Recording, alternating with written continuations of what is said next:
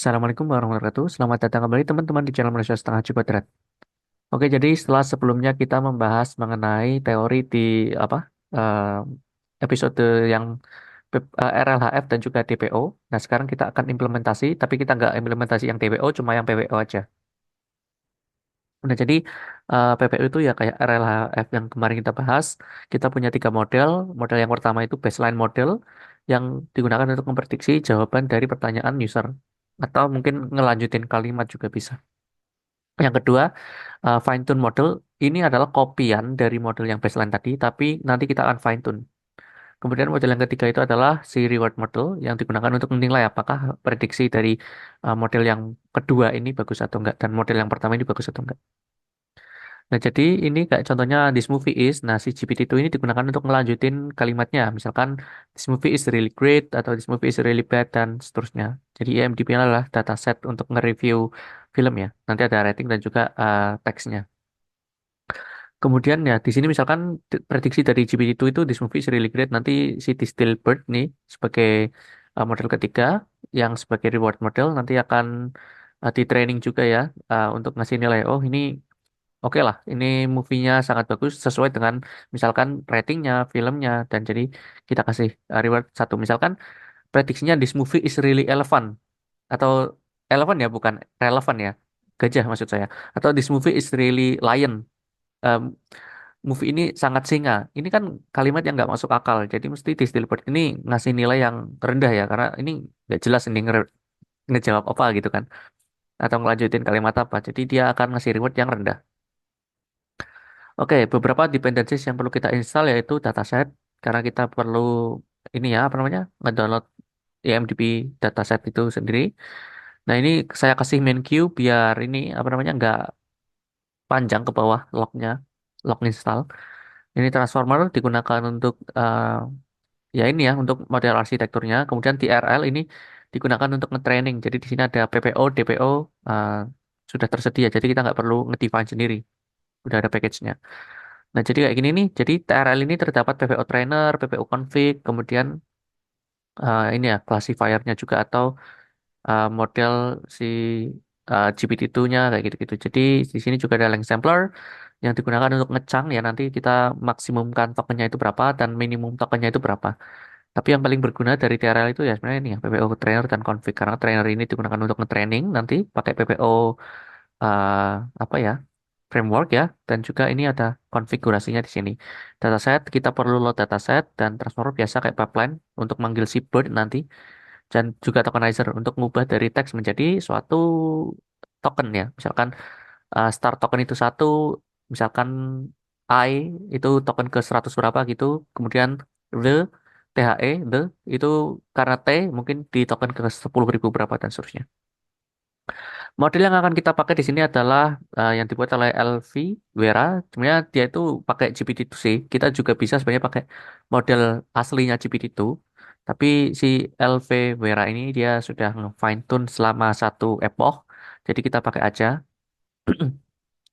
Ini learning rate ya 0,0014 ya. Nol di belakang komanya ini 5 kali. Kemudian di sini kita akan return all scores dan juga batch size-nya nanti 16.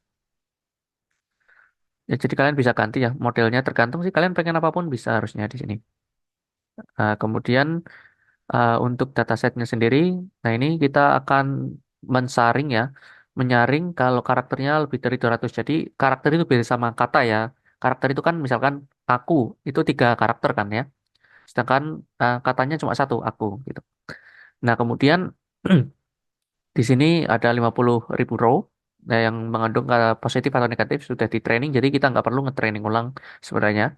Tinggal kita pakai aja si bird-nya. Yang perlu kita latih harusnya si ininya aja, si GPT-2-nya aja.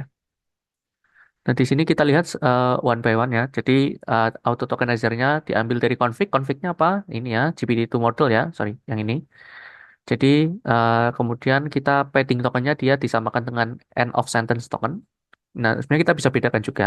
Misalkan start of sentence itu satu atau nol lah misalkan tokennya. Kemudian end of sentence-nya itu misal sorry biasanya padding token itu nol, start token itu misalkan satu, end of sentence token itu misalkan dua. Tapi namanya token itu bisa beda-beda ya. Padding token juga bisa 100, bisa 1000, bisa 576, bebas lah.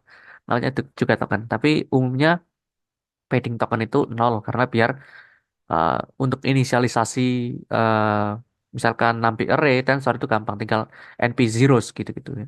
Atau torch zeros. Jadi kayak gitu. Intinya padding token itu digunakan untuk menambahin yang kalimatnya pendek. Contohnya gini, ada review aku ingin makan, sedangkan ada kalimat lain aku ingin makan nasi goreng. Nah, jadi kalimat yang kedua kan punya 5 kata, sedangkan eh, kalimat yang pertama, review yang pertama itu cuma 3 kata. Nah, jadi kan kita perlu menyamakan kan agar dalam batch size itu panjangnya sama katanya. Jadi nanti yang aku ingin makan doang, yang enggak ada aku ingin makan nasi gorengnya, nanti akan ditambahin token misalkan 0 dan 0 gitu. Jadi placeholder aja sih di situ. Kemudian di sini load dataset, dataset name-nya adalah IMDb, kita splitting jadi data train ya nanti ya.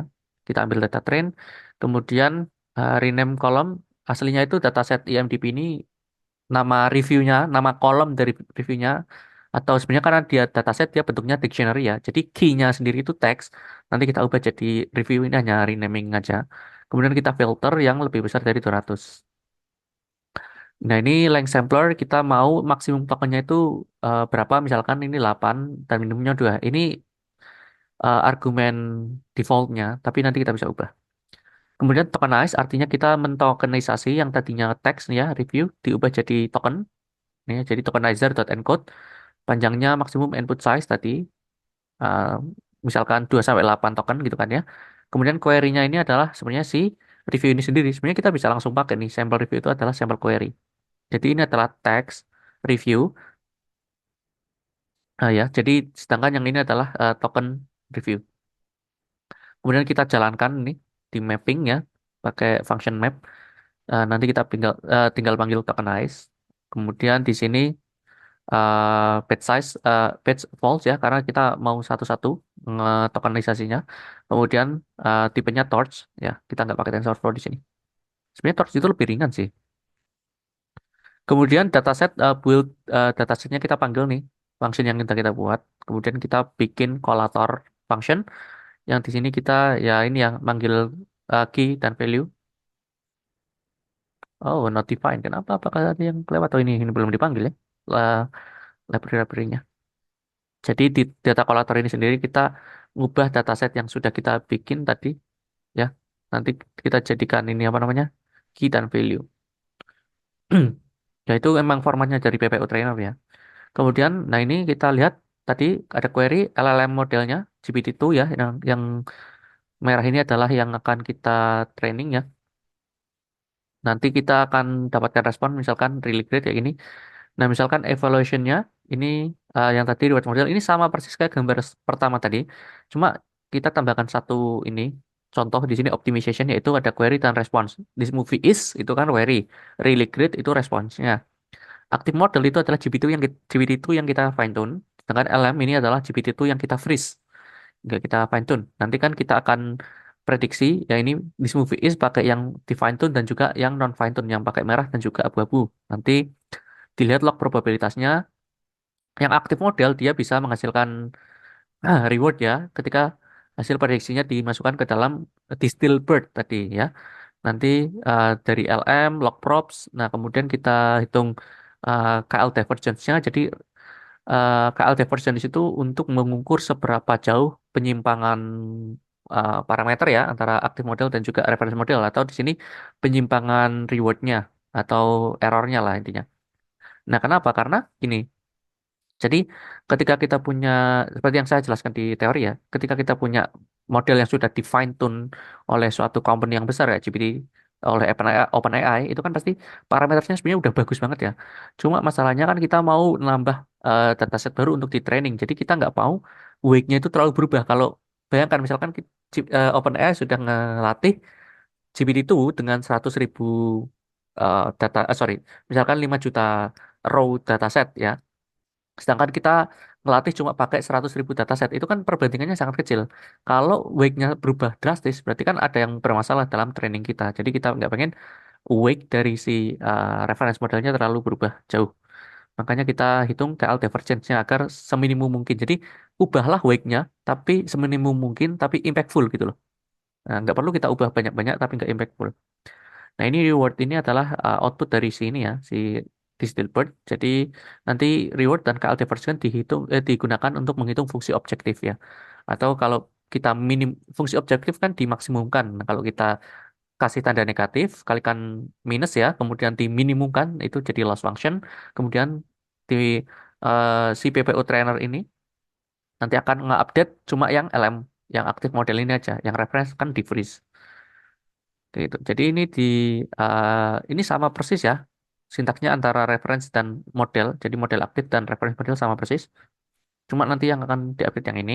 Tokenizer ini dari model yang sama GPT itu.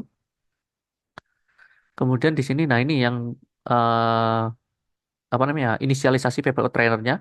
Kita butuh config, di mana config itu adalah si ini model eh, satu dan duanya ya, yang aktif dan tadi yang freeze. Nah, ini nama modelnya. Ini adalah yang aktif, reference modelnya, ini adalah yang di freeze. Jadi ini adalah konfigurasi saja. Ini model yang benarnya. Ini kan bentuknya apa ini? Ya configuration ya. Tipe data, sorry, ini adalah configuration aja. Ini adalah model aslinya. Ini adalah reference modelnya. Nah, ini tokenizernya. Kemudian ini datasetnya dan ini data kolatornya. Ini digunakan untuk, sorry, ini dan ini digunakan untuk yang ini aja, yang merah sama yang abu-abu aja. Sedangkan reward model nanti, ya, gitu. Nah, udah ini selesai. Nah, kemudian dan ini baru yang model orange di Stillbird yang digunakan untuk ngasih review. Jadi kita pakai sentence pipeline-nya si transformer. Nih ya, pipeline-nya si transformer. Kalau yang tadi pakainya TRL ya. Nah, jadi kita ngambil model dari LV Vera juga, dia punya di Stillbird AMDP. Nah, ini kode cuma untuk ngecek ya kalau kita punya GPU atau enggak. Kalau enggak ya kita pakai CPU. Kalau ada ya kita pakai GPU ya. Ini Torch CUDA is available kalau ada. Kemudian di sini kita ngelihat jadi si bird-nya tinggal kita latih ulang ya. Si distill bird. Jadi contohnya this movie was really bad. Ini kan negatif nih. Jadi nilainya akan besar untuk yang negatif. Sedangkan yang positif akan kecil. Karena ini this movie is really bad. Jadi negatif yang harusnya besar nilainya. Nah, kalau this movie was really good, ini kan berarti yang positif harusnya yang ini ya, yang besar itu adalah yang si positif. Yang negatif ya negatif. Gitu. Bukan berarti yang positif itu nilainya akan selalu positif, enggak ya? Ini kan enggak nih.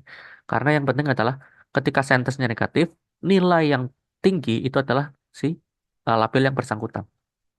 Nah, kenapa nilainya kayak gini? Ini adalah si log ya. Jadi logit, fungsi logit. Kalau kita ubah jadi apa namanya? Masukkan ke softmax ya, atau karena ini binary bisa pakai sigmoid, nanti akan jadi nilainya 0 sampai 1 nih. Misalkan ini 70%, ini 30%.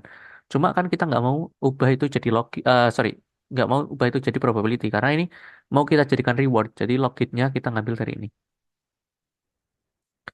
Nah, kemudian ini generated quarks. Jadi ini untuk nge-configure bagaimana si GPT itu nanti akan ngeprediksi. Jadi minimum length, jadi kita nggak set ya, biarkan seperti apa adanya. Top K ini artinya kita kita nggak mau ngebatasin cuma misalkan K-nya 10 ya, berarti 10 prediksi paling akurat nggak kayak gitu. Jadi biarkan model itu ngitung semua probabilitas dari vocabulary yang kita punya. Top P ini berarti kita satu itu kombinasi sama ini ya. Jadi satu itu sampling ya. Jadi dia karena satu berarti 100% nggak ada yang disampling. Jadi misalkan kita punya vocabulary 100.000 vocab ya, kata ya. Jadi ya 100.000 itu akan dihitung semua probabilitasnya. Nah, ini to sample true artinya nanti kita akan bukan berarti misalkan nih kita mau ngeprediksi this movie was really, nah kan ada 100.000 kata. Nah, bukan berarti misalkan good itu paling tinggi nilainya probabilitasnya nanti kita ambil good, enggak. Kita bisa sampling. Jadi misalkan this movie was really good, tapi ketika kita run ulang kayak ChatGPT kan gitu, ketika kita run ulang jawabannya bisa beda. This movie was really great. This movie was really amazing gitu kan. Kan banyak ya sinonim-sinonim dari good. Nah, makanya kita sampling true. Nah, kemudian pet tokennya ini eh, kita samakan dengan end of sentence ya.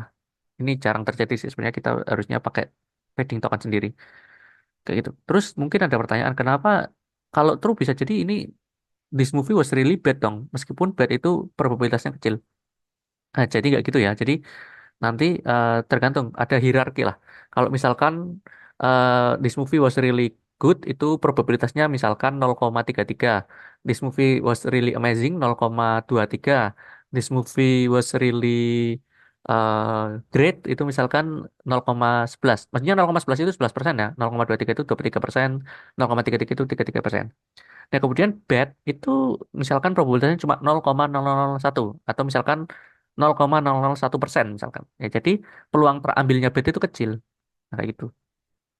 Jadi to sampel itu bukan random sampling ya, tapi dia tuh probability sampling dia. Nah, ini baru kita masuk ke training. Nah, ini kita run dulu nih. Trainingnya ini bisa mencapai kurang lebih 1 hour ya, 1 jam untuk 50.000 rows tadi dengan batch size 16 ya. Dengan GPU V100 ini GPU yang cukup powerful. Jadi kalau teman-teman pakai apa CPU akan lebih lama. Makanya kita akan nggak akan nunggu sampai selesai. Kita cuma nunjukin code-nya aja karena lama. Dan saya nggak punya GPU ini, saya nggak subscribe Google Colab yang premium. Di sini tadi ya, yang minimum maksimum lainnya token ini like sampler tadi kayak sama kayak tadi ya. Kemudian di sini kita ambil TKDM ini ya kita berarti nanti eh, apa namanya one by one secara iteration. Ya, enumerate ini enumerate itu untuk ngambil epoch keberapa gitu kayak indeks lah. Kemudian batch size-nya dari data loader. Kemudian yang dari batch itu sendiri kita ambil input ID ya karena token itu kan di input ID ya. Kemudian respon tensornya nanti kita inisialisasi sebagai list yang kosong nanti kita append append append append gitu ya pakai token ID yang sudah diprediksi. Nah, jadi di sini kita define maksimum length-nya tadi yang pakai ini. Kemudian responnya ini adalah PPO trainer dan generate. Ya mungkin teman-teman lebih familiar kayak machine learning dot predict gitu. Machine learning model dot predict gitu. Nah, ini sama karena ini LLM jadi kita pakai dot generate. Kemudian query-nya apa? Ini query itu adalah pertanyaan user dan gen quark ini ya. Tadi konfigurasi yang sudah kita setting. Nah, nanti kita squeezing itu untuk reformat aja. Misalkan apa namanya? Dimensinya itu tensornya uh, dua D array misalkan kita ubah jadi one dimension array kayak gitu kita ubah ini aja dimension dari prediction kemudian kita decode itu artinya kita mengubah yang tadinya dari token-tokenan ya kita ubah jadi kata-kata gitu kan ya nah, jadi kita masukkan ke response kayak gitu kemudian dari respons sendiri nanti kan kita masukkan ke dalam apa ya si Dilbert gitu sentimen analisisnya nanti dicek apakah kalimat ini make sense atau enggak kalimat ini benar atau enggak dan seterusnya kalau bagus nanti si positifnya mana sih tadi oh ini. Jadi kalau bagus nanti si Dilbert akan ngasih nilai positif untuk yang ini ya positif misalkan kelasnya ini kan kalimat positif nanti akan dikasih label positif, nilainya besar. Kalau ini kalimatnya negatif, nanti yang akan dikasih nilai besar itu adalah yang labelnya negatif kayak gitu. Jadi kayak gitu. Nah, rewardnya ini nanti dimasukkan ke dalam suatu list. Kemudian di step ini adalah kayak apa namanya, yang hitung gradien, kemudian mengupdate bobot dan seterusnya. Nah, ini kita sudah coba running ya. Ini masih null iteration. Nah, kita tunggu. Coba kita berapa lama ya satu iteration itu di sini? Nah, cukup lama ya. Ya, paling nggak kita nunggu sampai satu iteration kali ya. Kalau teman-teman pengen tahu berapa jumlah iterasinya ya harusnya tinggal length dari data loader ini aja sih. Kalau misalkan 50.000 row dibagi 16 itu berapa ya? Misalkan berapa sih? 50.000 dibagi 16 ya? Ya mungkin sekitar 3.000 lebihan iteration ya. Nah ini udah satu iterasi. Oh, masih lama ya. Jadi mungkin kita stop aja. Oke mungkin cukup sekian. Karena ini sudah training tinggal diselesaikan aja nanti diprediksi kan udah selesai. Jadi eh segitu penjelasannya. Semoga bisa bermanfaat. See you next time. Bye bye. Assalamualaikum warahmatullahi wabarakatuh.